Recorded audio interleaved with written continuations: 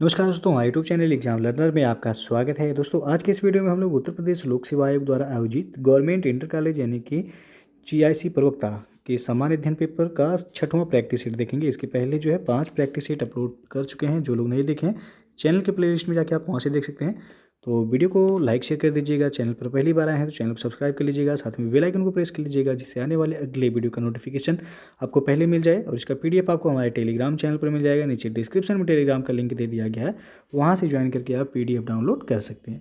तो चलिए शुरू करते हैं। ये आपका प्रैक्टिस सेट 6वां है। पहला प्रश्न है, ऐन्द्र महाभिषेक का विवरण दिया गया है कहाँ पर? 4 विकल्प दिया गया है, इसमें से आपको बताना है कौन सा ऑप्शन सही हो जाएगा। तो डी ऑप्शन यहाँ से हो जाएगा ऋग्वेद में।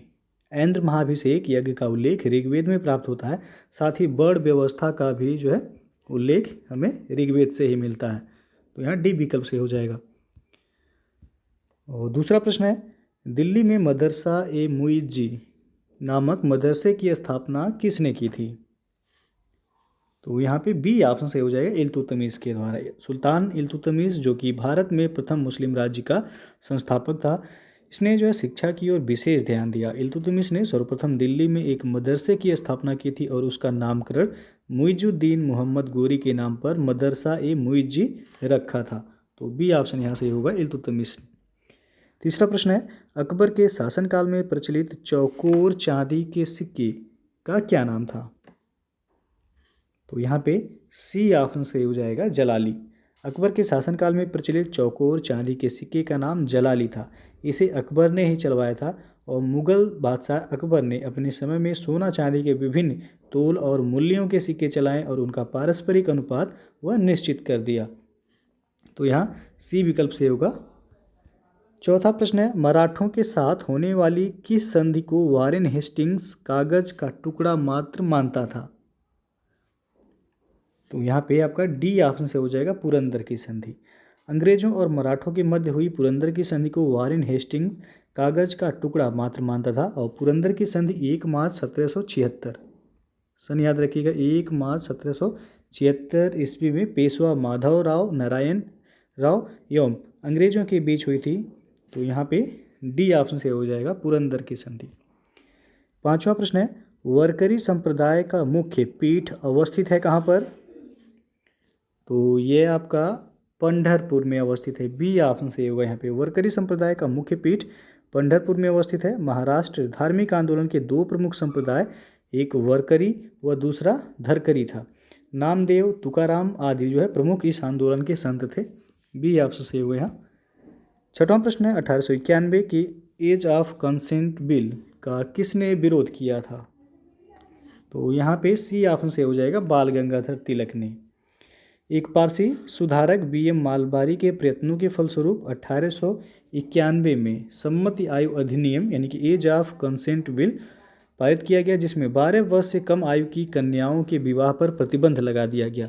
बाल गंगाधर तिलक को प्रायः राजनीति में उग्रवादी परंतु सामाजिक सुधारों में नरमदली व्यक्ति माना जाता है। उन्होंने सम्मति आयु के विधेयक का विरोध किया क्योंकि उनके अनुसार विदेशियों को हमारे समाज सुधार के लिए कानून बनाने का अधिकार नहीं है। उनका विचार था कि समाज सुधार लोकमत को शिक्षित करने से ही हो जाते हैं। तो यहाँ सी विकल्प से होगा। सातवां प्रश्न है, निम्नलिखित में से किसने 1906 के भारतीय राष्ट्रीय कांग्रेस के कलकत्ता अधिवेशन में दादा भाई नौरोजी के अध्यक्षीय भाषण को उनके बदले में पढ़ा था? तो यहाँ आप देख सकते हैं कुल 4 विकल्प दिया गया, आपको बताना है इसमें से कौन सा सही हो जाएगा। तो बी ऑप्शन से हो जाएगा गोपाल कृष्ण गोखले। मोहम्मद अली जिन्ना दादा भाई नौरोजी के सचिव थे।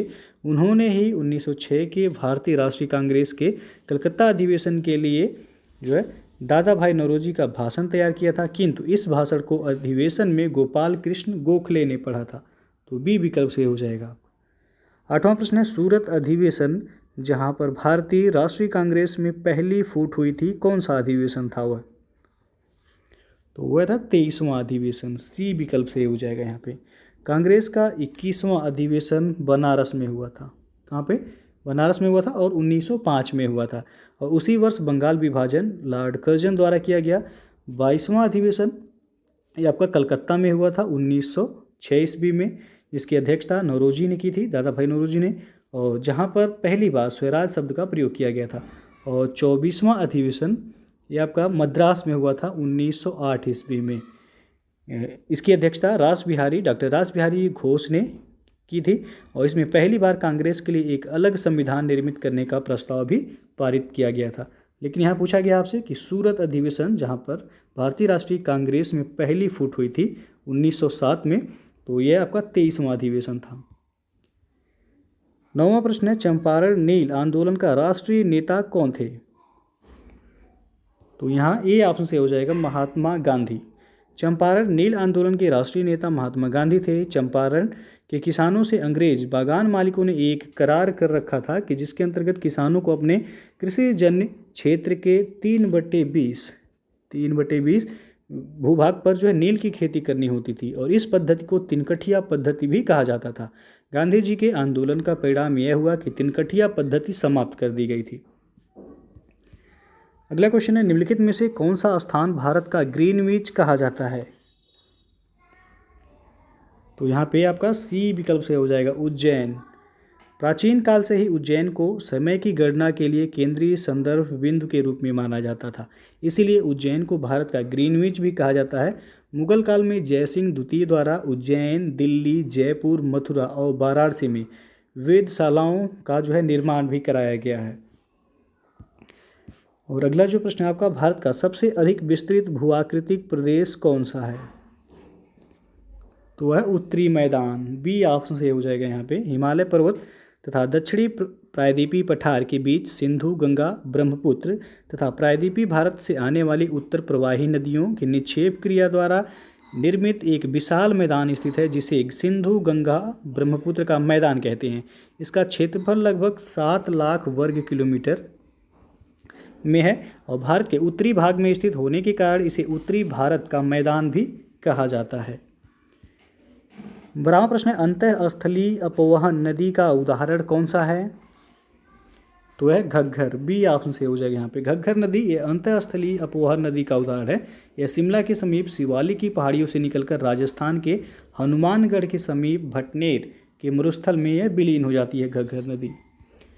और 13वां प्रश्न है, भारत का सबसे बड़ा जलप्रपात यानी कि वाटरफॉल जोग प्रपात किस नदी पर है यह? तो यह शरावती नदी पर है, ए ऑप्शन से हो जाएगा। भारत का सबसे बड़ा जलप्रपात जोग जलप्रपात ये शरावती नदी पर स्थित है और यह जलप्रपात वर्तमान में कर्नाटक राज्य में है। तो यदि पूछा जाए कि जोग जलप्रपात किस राज्य में है, तो कर्नाटक राज्य में है। और नर्मदा नदी पर कपिलधारा और धुआंधार जलप्रपात है। नर्मदा नदी पर कपिलधारा और धुआंधार जलप्रपात जो कि मध्य प्रदेश में है। 14 नंबर प्रश्न है कि सबसे अधिक वर्षा वाला स्थान चेरापूंजी, जो कि अब मासिन राम हो गया है। तो ये भी जो है आपका मेघालय राज्य में ही पड़ता है। पूछा गया चेरापूंजी कौन से राज्य में स्थित है? तो मेघालय, बी ऑप्शन से हो जाएगा यहाँ पे। और अगला जो प्रश्न है, भारत सरकार अधिनियम 1919 ये किस पर आधारित था यह? तो यहाँ पे बी ऑप्शन से हो जाएगा, मॉन्टेग्यू चेम्सफोर्ड रिपोर्ट पर आधारित है यह। भारत सरकार अधिनियम 1919 को मॉन्टेग्यू चेम्सफोर्ड सुधार के नाम से भी जाना जाता है और यह अधिनियम अंतिम रूप से 1921 ईस्वी में लागू किया गया था। और अगला जो प्रश्न है, भारत के संविधान के उद्देश्यों में से एक के रूप में आर्थिक न्याय का किसमें उपबंध किया गया है? तो यहाँ पे बी ऑप्शन से हो जाएगा, उद्देशिका और राज्य के नीति निर्देशक तत्वों में। भारतीय संविधान के उद्देशिका और राज्य के नीति निर्देशक तत्वों में सामाजिक, आर्थिक व राजनीतिक न्याय का वर्णन किया गया है। इसमें आर्थिक न्याय का आशय है कि राज्य के सभी नागरिकों की न्यूनतम आवश्यकताएं पूरी हों तथा धन एवं भौतिक संसाधनों का संकेंद्रण कुछ ही व्यक्तियों के हाथ में न हो जाए। इस लक्ष्य की प्राप्ति के लिए संविधान के चौथे भाग में नीति निर्देशक तत्वों का प्रावधान किया गया और संविधान के अनुच्छेद 38 में यह स्पष्ट है कि राज्य लोक कल्याण की अभिवृद्धि के लिए सामाजिक व्यवस्था बनाए जिससे आर्थिक संसाधनों का न्यायपूर्ण वितरण हो सके। तो यहाँ उद्देशिका और राज्य के नीति निर्देशक तत्व दोनों सही होगा, बी ऑप्शन। अगला जो प्रश्न है अब आपका, निम्नलिखित में से किनको विधि के शासन के प्रमुख लक्षणों के रूप में माना जाएगा? तो यहाँ पहला दिया गया शक्तियों का परिसीमन, दूसरा है विधि के समक्ष समता, तीसरा है सरकार के प्रति जन उत्तरदायित्व और चौथा है स्वतंत्रता और नागरिक अधिकार। तो कूट के माध्यम से बताना है कौन सा विकल्प सही होगा यहाँ। तो यहाँ पे आपका 1, 2, 4 सही हो जाएगा। तीसरा जो है इसमें सही नहीं है। विधि का शासन ये प्रसिद्ध ब्रिटिश न्यायविद प्रोफेसर डायसी की संकल्पना है। इसका तात्पर्य है कि कोई भी व्यक्ति विधि के ऊपर नहीं है। सभी व्यक्ति चाहे उसकी पद प्रतिष्ठा कुछ भी हो देश की सामान्य विधियों के अधीन है। इसका उद्देश्य है कि राज्य संस्थाओं की शक्तियों को सीमित करना, बिना किसी भेदभाव के समान स्तर के लोगों पर समान रूप से लागू होना और नागरिक अधिकारों की व्यवस्था करना जिससे कि वे अपनी स्वतंत्रता का उपभोग कर सकें। तो यहाँ पे आपका सी विकल्प सही होगा, 1, 2 और 4। 18 नंबर प्रश्न है, विधि का शासन जिस प्रकार की समानता को प्रतिस्थापित करता है वह है, तो यह प्रक्रियात्मक, बी ऑप्शन से हो जाएगा यहाँ पे। विधि का शासन यानी कि रूल्स ऑफ द लॉ ये प्रक्रियात्मक समानता को प्रतिस्थापित करता है। अर्थात विधि के शासन का तात्पर्य है कि विधि के समक्ष सभी समान हैं चाहे वह किसी भी पद पर हो। और अगला जो क्वेश्चन है, नरसिम्हन समिति निम्नलिखित में से किस सुधार से संबंधित थी। तो यहाँ आप देख सकते हैं 4 विकल्प दिया गया, आपको बताना है कौन सा सही हो जाएगा यहाँ। तो ये बैंकिंग संरचना में सुधार से संबंधित है। नरसिम्हन समिति भारतीय अर्थव्यवस्था में 1991 में के जो आर्थिक संकट के उपरांत बैंकिंग क्षेत्र में सुधार की दृष्टि से जून 1991 में रिजर्व बैंक के भूतपूर्व गवर्नर एम नरसिम्हम की अध्यक्षता में एक 9 सदस्यीय नरसिम्हम समिति अथवा इसका एक और नाम था वित्तीय क्षेत्रीय सुधार समिति की स्थापना की गई थी, जिसमें जो है इन्होंने अपनी संस्तुति दिसंबर 1991 में प्रस्तुत की। और दूसरी यानी कि द्वितीय नरसिम्हम समिति का गठन जो हुआ था वह 1998 यानी कि 1998 में हुआ था। तो यहाँ पे पूछा गया है कि नरसिम्हम समिति निम्नलिखित में से किस सुधार से संबंधित थी, तो बैंकिंग संरचना में सुधार से। और 20वां प्रश्न है, भारतीय रिजर्व बैंक ने भारत के विदेश व्यापार में धन लगाने में मदद की। तो बी ऑप्शन से होगा, एग्जिम बैंक के द्वारा। भारतीय निर्यात आयात बैंक जिसको एग्जिम बैंक कहा जाता है, इसके द्वारा भारतीय रिजर्व बैंक ने भारत के विदेश व्यापार में धन लगाने में मदद की है। और भारतीय निर्यात आयात बैंक यानी कि एग्जिम बैंक की स्थापना जो हुई थी वह 1 जनवरी 1982 को की गई थी। तो यहाँ बी विकल्प से हो जाएगा। अगला जो प्रश्न है कि किसके कार्यकाल में भारत में उदारीकरण के प्रथम चरण को आरंभ किया गया। तो पीवी नरसिम्हा राव के कार्यकाल में, बी विकल्प से हो जाएगा। पीवी नरसिम्हा राव के शासनकाल में भारत में आर्थिक उदारीकरण का प्रथम चरण सन 1991 ईस्वी में शुरू किया गया था। और 22 नंबर प्रश्न है कि पानी के 4 डिग्री सेल्सियस पर शरीर तैरता है, यदि तापमान 100 डिग्री सेल्सियस हो जाए तो क्या होगा। तो यहाँ 4 विकल्प दिया गया, आपको बताना है कौन सा विकल्प सही होगा यहाँ। तो शरीर वह डूब जाएगा, ये ऑप्शन सही हो जाएगा। यहाँ पे पानी का तापमान बढ़ने पर उसका घनत्व जो है कम हो जाता है तथा तापमान के कम रहने पर पानी का घनत्व बढ़ता है। तो 4 डिग्री सेंटीग्रेड तापमान पर पानी का घनत्व वह सर्वाधिक होता है और अधिक घनत्व वाले पानी में तैरना आसान होता है, जबकि 100 डिग्री सेंटीग्रेड तापमान वाले पानी का घनत्व जो है बहुत कम होगा, जिसके कारण ऐसे पानी में तैरने वाला व्यक्ति डूब जाएगा। कम घनत्व के कारण ही समुद्र के पानी में तैरना नदी के पानी की अपेक्षा जो है वह आसान होता है। तो यहाँ ए ऑप्शन सही हो जाएगा आपका। 23 नंबर प्रश्न है कि हीलियम के नाभिक में होता है। तो यहाँ सी ऑप्शन सही होगा, 2 प्रोटॉन एवं 2 न्यूट्रॉन होते हैं। हीलियम के नाभिक में 2 प्रोटॉन तथा 2 न्यूट्रॉन होते हैं। इस प्रकार हीलियम की द्रव्यमान संख्या 4 होती है। तो यहाँ सी विकल्प सही हो जाएगा। अगला जो प्रश्न है, 22 कैरेट सोने की शुद्धता कितना होगा, कितने प्रतिशत। तो ये होगा आपका 92%, सी विकल्प से हो जाएगा। 24 कैरेट सोना जो होता है वह 100% माना जाता है शुद्धता उसका। तो 24 कैरेट सोने की शुद्धता 100% होगा। तो 1 कैरेट सोने की शुद्धता जो हो जाएगा आपका, तो ये 1 कैरेट सोने की शुद्धता बराबर हो जाएगा 100/24। तो 22 कैरेट सोने की शुद्धता आप निकाल सकते हैं, तो 100 गुणे 22/24 इसे कट करेंगे तो आपका आएगा 92%, यानी कि सी ऑप्शन सही हो जाएगा। अगला जो प्रश्न है आपका कि जीवों में आनुवांशिक लक्षण संतान में ले जाए जाते हैं किसके द्वारा। तो यह क्रोमोसोम के द्वारा, बी ऑप्शन से हो जाएगा। जीवधारियों में एक पीढ़ी से दूसरी पीढ़ी में संचारित होने वाले लक्षणों को आनुवांशिक लक्षण कहते हैं। और आनुवांशिकता के सिद्धांत के जनक जो हैं वह ग्रेगर जॉन मेंडल हैं। ये प्रश्न पूछा गया है, आनुवांशिकता के जनक कौन है, तो ग्रेगर जॉन मेंडल हैं। जीवों में आनुवांशिक लक्षणों का एक पीढ़ी से दूसरी पीढ़ी में संचरण यह गुणसूत्रों यानी कि क्रोमोसोम्स के द्वारा होता है। तो यहाँ बी ऑप्शन से हो जाएगा। अगला जो प्रश्न है, सर्वाधिक जैव विविधता पाई जाती है कहाँ पर? तो यह पाया जाता है उष्णकटिबंधीय वर्षा वनों में, सी विकल्प से हो जाएगा। और अगला जो क्वेश्चन है, ओजोन परत पृथ्वी को किससे बचाता है? तो आप सबको पता होगा, यहाँ पे बी ऑप्शन से हो जाएगा, अंतरिक्षीय एवं अन्य विकिरण से। तो ओजोन गैस ये आपका समताप मंडल में पाई जाती है। प्रश्न पूछा था ओजोन परत किस मंडल में पाया जाता है? समताप मंडल यानी कि स्ट्रेटोस्फीयर में यह पाया जाता है, जिसे ओजोन मंडल भी कहा जाता है। ओजोन गैस ये जीवमंडलीय जैव पारिस्थितिकी के लिए अति महत्वपूर्ण है, क्योंकि यह गैस सौरिक विकिरण की परावैंगनी किरणें, जिसे अल्ट्रावायलेट रेंज कहते हैं, को यह सोख लेती है तथा उन्हें भूतल तक नहीं पहुंचने देती है। साथ ही साथ भूतल को अधिक गर्म होने से भी यह बचाती है। और अगला क्वेश्चन है आपका कि वर्तमान में विमल और विनय की आयु का अनुपात 4:5 है। 6 साल बाद विमल की आयु 26 वर्ष हो जाएगी। वर्तमान में विनय की आयु क्या है?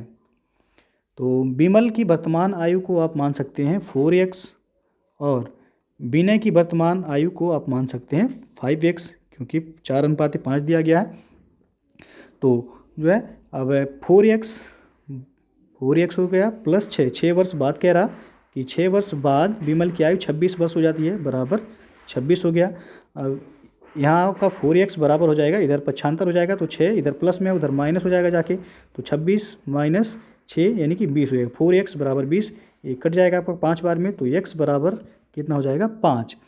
तो विनय की वर्तमान आयु कितना है? 5x है, तो x का मान 5 आया है, तो 5 × 5 हो जाएगा कितना? 25।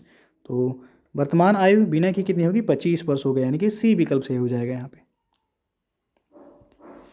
अगला जो प्रश्न है आपका कि पिंटू ने 10% हानि पर एक वस्तु बेची, यदि इसने इसे ₹180 अधिक पर बेचा होता तो उसे 2% का लाभ होता, तो वस्तु का क्रय मूल्य कितना है? तो क्रय मूल्य जो है आपको निकालना है। इसमें क्रय मूल्य को आप x मान सकते हैं, और तो विक्रय मूल्य आपका हो जाएगा x 10% हानि पर, तो आपका 90 हो जाएगा। 90 बटा x का 90 बटा 100, तो आपका यहाँ हो जाएगा 1 शून्य से 1 शून्य कट गया, तो 9x बटा 10 हो जाएगा ये आपका विक्रय मूल्य। अब जो है विक्रय मूल्य ये आपका 9x बटा 10 हो गया, प्लस 180 अधिक पर बेचता हुआ है, प्लस 180, अब बराबर हो जाएगा x इंटू 102, यानी कि 2% का लाभ पाता है, तो 102 बटा 100 हो जाएगा। अब इसे हल करेंगे तो 180 बराबर 102x बटे 100 हो जाएगा, माइनस 9x बटे 10। फिर जो है 180 बराबर हो जाएगा अब आपका 102x माइनस 90x बटा 100, तो 12x बराबर हो जाएगा आपका 180 × 100 हो जाएगा। और x बराबर तब हो जाएगा आपका, x बराबर हो जाएगा 15 × 100, और तो ये x बराबर 15 × 100 हो जाएगा। अब 15 में 100 का गुणा करेंगे तो हो जाएगा आपका 1500। x का मान कितना निकल के आया? 1500, तो आपका सी विकल्प से हो जाएगा यहाँ पे 1500 रुपये। वस्तु का क्रय मूल्य कितना हो जाएगा? 1500। तीसवां प्रश्न है आपका, राम की कार्यक्षमता रहीम की कार्यक्षमता से दोगुनी है। राम किसी कार्य को 6 दिन में पूरा करता है, रहीम उसी कार्य को कितने दिनों में पूरा करेगा? तो माना जो है राम की कार्यक्षमता को आप मान सकते हैं E1 और रहीम की कार्यक्षमता को आप मान सकते हैं E2, क्योंकि दुगना कह रहा है कि राम की कार्यक्षमता रहीम की कार्यक्षमता से दुगनी है, तो E1 E2 हो गया। अब राम द्वारा लिया गया समय जो है को आप T1 मान सकते हैं, कितना दिन? 6 दिन, तो T1 बराबर आपका 6 दिन हो जाएगा। और रहीम द्वारा लिया गया समय आपको जो है ज्ञात करना है, T2 आपको जो है निकालना है। तो अब जो है E1 फार्मूला आप लगा सकते हैं, E1 T1 बराबर E2 T2, इसी फार्मूले से आप जो है लगा सकते हैं। तो अब आपका E1 क्योंकि 2 E2 हो जाएगा, 2E2 इंटू 6 बराबर हो जाएगा E2 इंटू T2, तो E2 से E2 आपका कट जाएगा, 2 में 6 का गुणा हो जाएगा वो 12, तो T2 बराबर कितना निकल के आ गया? 12। तो रहीम उसी कार्य को कितने दिनों में पूरा करेगा? तो 12 दिनों में पूरा करेगा, सी ऑप्शन। अगला क्वेश्चन है, मार्च 2020 में हिंद महासागर आयोग में किस देश को पर्यवेक्षक का दर्जा दिया गया है? तो सी ऑप्शन से हो जाएगा भारत को। 6 मार्च 2020 को आयोजित हिंद महासागर आयोग, इसे शॉर्ट फॉर्म में कहते हैं IOC, इसमें भारत को पर्यवेक्षक का दर्जा प्रदान किया गया है। इस आयोग की स्थापना जो हुई थी 1982 यानी कि 1982 में इसकी स्थापना हुई थी। अगला जो प्रश्न आपका कि बौद्धिक संपदा सूचकांक 2020 के अनुसार निम्नलिखित में से कौन सा सुमेलित नहीं है? एक तरफ देश दिया गया, दूसरी तरफ उनका रैंक, कौन सा इसमें सुमेलित नहीं है ये आपको बताना है। तो इसमें सी ऑप्शन जो दिया गया, भारत का रैंक इसमें 36, ये आपका सुमेलित नहीं है। बौद्धिक संपदा सूचकांक 2020 ये आपका US chambers of commerce global innovation policy centre द्वारा फरवरी 2020 में जारी किया गया। इस सूचकांक में जो शीर्ष 5 देश हैं, यानी कि पहले पे अमेरिका है, दूसरे पर इंग्लैंड है, तीसरे पर जो है स्वीडन है, तीसरे पर स्वीडन है, और चौथे पर फ्रांस है। इसमें फ्रांस का रैंक चौथा है, और 5वें पर जर्मनी है। इस सूची में भारत का स्थान जो रैंक जो है 40वां है, ना कि 36वां। तो इसलिए आपका सी ऑप्शन है इसमें सुमेलित नहीं है। और 2019 में इसमें भारत का रैंक था 36वां रैंक जो है 2019 में था भारत का इसमें, लेकिन 2020 में इसमें पूछा गया है, तो सी ऑप्शन आपका सुमेलित नहीं है। अगला जो प्रश्न है, जून 2020 में जर्मन बुक टुडे में ने शांति पुरस्कार 2020 से सम्मानित किया है किसको? तो अमर्त्य सेन को, ए विकल्प से हो जाएगा यहाँ पे। भारत के नोबेल पुरस्कार विजेता अर्थशास्त्री डॉक्टर अमर्त्य सेन को जर्मन बुक टुडे द्वारा शांति पुरस्कार से सम्मानित किया गया। उन्हें यह पुरस्कार वैश्विक न्याय व सामाजिक असमानता पर उनके कार्य के लिए दिया गया है। अगला जो क्वेश्चन है कि जल शक्ति मंत्रालय द्वारा जल संरक्षण के बारे में संवेदनशील बनाने के लिए शुरू की गई ऑनलाइन प्रतियोगिता कौन सी है? तो है वाटर हीरोज, बी विकल्प से हो जाएगा यहाँ पे। 1 सितंबर 2020 को जल शक्ति मंत्रालय द्वारा जल संरक्षण एवं प्रबंधन जैसे विषय पर लोगों तक पहुंच बनाने के उद्देश्य से water heroes share your stories 2.0 शुरू करने की घोषणा की गई है। इस प्रतियोगिता में भाग लेने के लिए सभी भागीदारों को 1 से 5 मिनट यानी जो कि 300 शब्दों के लेख एवं कुछ फोटोग्राफ्स के विशेष वीडियो के माध्यम से जल संरक्षण पर अपनी कहानी पोस्ट करनी होगी। और इस प्रतियोगिता का प्रथम संस्करण जो है नवंबर 2019 में लॉन्च किया गया था। और 36 नंबर प्रश्न है, सूची 1 को सूची 2 के साथ मिलान करना है। तो आप देख सकते हैं एक तरफ लिखा गया है लोकगीत और दूसरी तरफ उनका क्षेत्र। तो कोड के माध्यम से बताना है कौन सा विकल्प सही हो जाएगा यहाँ पे। तो बिरहा का संबंध हो जाएगा आपका पूर्वांचल से, ए का हो जाएगा तीसरा। रसिया का संबंध हो जाएगा ब्रजभूमि से, बी का हो जाएगा पहला। आल्हा का संबंध हो जाएगा बुंदेलखंड से, सी का दूसरा। और कजरी का संबंध हो जाएगा अवध से, यानी कि डी का चौथा। 3 1 2 4, 3 1 2 4, तो आपका सी विकल्प सही होगा यहाँ। अगला जो प्रश्न है, उत्तर प्रदेश में रानी लक्ष्मीबाई बांध परियोजना निर्मित है किस नदी पर? तो यह बेतवा नदी पर निर्मित है, बी विकल्प से हो जाएगा। रानी लक्ष्मीबाई बांध परियोजना ये बेतवा नदी पर स्थापित है, जो कि मध्य प्रदेश और उत्तर प्रदेश सरकार की ये संयुक्त परियोजना है। यह हमीरपुर और जालौन जिलों की लगभग 2.64 लाख एकड़ भूमि को यह सिंचती है। और 38 नंबर प्रश्न है, यदि कोयला खान से संबंधित है तो पानी निम्न में से किस से संबंधित होगा? तो यह कुआं से संबंधित होगा। जिस प्रकार कोयला जमीन की गहराई में खान खोदने पर प्राप्त होता है, उसी प्रकार पानी ये जमीन पर खोदे गए कुएं से जो है निकलता है या प्राप्त होता है। अगला जो प्रश्न है आपका, निम्नांकित अंकों की श्रृंखला में अंतिम अंक को इंगित कीजिए। एक श्रृंखला दिया गया है 2 5 11 20 32। अगला श्रृंखला आपको बताना है इसमें से कौन सा हो जाएगा। तो आप देख सकते हैं 2 और 3 कितना हो जाएगा 5, 5 और 6 हो जाएगा 11, 11 9 हो जाएगा 20 और 20 12 हो जाएगा 32। तो ये क्रम आप देख रहे हैं 3 + 3 ऐड हो रहा है, +3 +3, फिर आपको +3 ऐड करेंगे तो 12, 3 हो जाएगा 15, तो 32 और 15 कितना हो जाएगा आपका 47। तो आंसर जो है आपका सी विकल्प से हो जाएगा 47 होगा वहाँ पे। और अंतिम प्रश्न है, 4 सेंटीमीटर गुणे 4 सेंटीमीटर गुणे 4 सेंटीमीटर आयाम यानी कि डायमेंशन के एक घन के सभी फलक हरे रंग से रंग दिए गए हैं और उसे 64 इकाई घनों में काट दिया गया है। कितने इकाई घन ऐसे हैं जो जिनके 2 फलक हरे रंग के होंगे? तो काटे गए घनों की संख्या जो दिया गया आपका 64 दिया गया है। 64 किसका एक क्यूब होता है, तो 4 का क्यूब हो जाएगा। तो n बराबर निकल के आ जाएगा यहाँ पे 4। जब दो सतह हरे रंग से रंगे हों तो बनने वाले घनों की संख्या जो होता है, फार्मूला याद रखिएगा 12n-2। अब n का मान आपको जो है मिल गया है 4, तो 12, उसके बाद n का मान 4 है, 4 - 2 हो गया। आपका जो है हो जाएगा 12 और 4 में से 2 जाएगा, कितना हो जाएगा 2, तो 12 × 2 हो जाएगा 24। आंसर जो हो जाएगा आपका सी ऑप्शन सही हो जाएगा, यानी कि बनने वाले घनों की संख्या जो होगी 24 होगी यहाँ पे, तो सी ऑप्शन सही हो जाएगा। तो ये था आपका जो है GIC प्रवक्ता यानी कि गवर्नमेंट इंटर कॉलेज प्रवक्ता के लिए सामान्य अध्ययन पेपर का ये 7वां प्रैक्टिस सेट, सॉरी 6वां प्रैक्टिस सेट है। इसके पहले जो है 5 प्रैक्टिस सेट अपलोड कर दिए गए हैं। जो लोग नहीं देखे हैं चैनल के प्लेलिस्ट में जाके आप वहां से देख सकते हैं। तो वीडियो यदि पसंद आया हो तो लाइक शेयर कर दीजिएगा। चैनल को सब्सक्राइब नहीं किए हैं तो चैनल को सब्सक्राइब कर लीजिएगा, साथ में बेल आइकन को प्रेस कर लीजिएगा, जिससे आने वाले अगले वीडियो का नोटिफिकेशन आपको पहले मिल जाए।